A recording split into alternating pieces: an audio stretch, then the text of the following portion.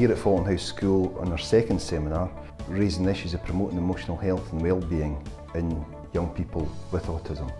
There's very few seminars at a reasonable cost, which only last for half a day, which people on the East Coast can readily access. The seminar was focusing on autism spectrum disorders and on the type of practical support that can be provided to young people who have difficulties. So we had a range of speakers. One of the first speakers was someone who has ASD themselves, and he talked through some of the challenge that he faced throughout his time in education, both secondary education and at university. Well, I attend these events to raise awareness of autism and to educate parents and professionals of my experience of being on the spectrum. I would hope that people are inspired by what I've got to say. I make an appeal to you, to politicians, to employers, that we need to be given a chance. Please give us that chance and we will not let you down. My generation will keep fighting, fighting and fighting until that chance comes. We will not give up. But we also heard from speech and language therapy, we heard talk about emotion and autism spectrum disorders. I came to share some inspiration and some insights that I've gained since setting up and working on the Emotional Works resources.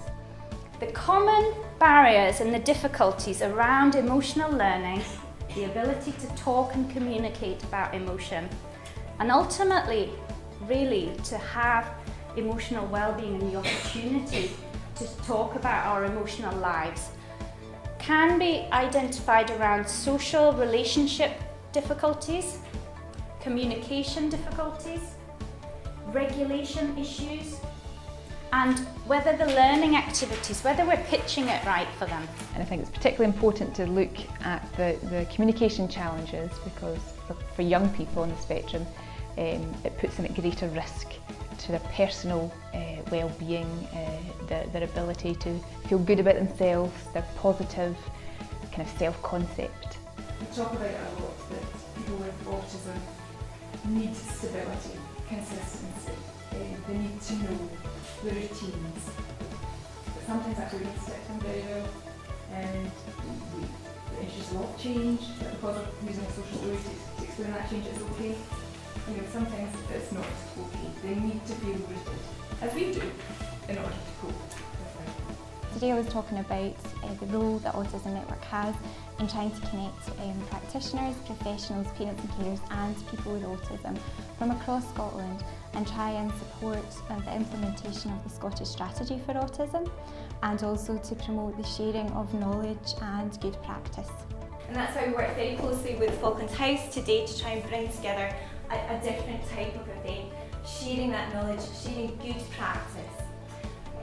That links me on to what we have ourselves. We have our own independent networks. So we identified there was a need for practitioners across Scotland to come together and to be able to share good practice, share resources and just speak to each other and support in the classroom what they're doing. I found it very interesting and very informative.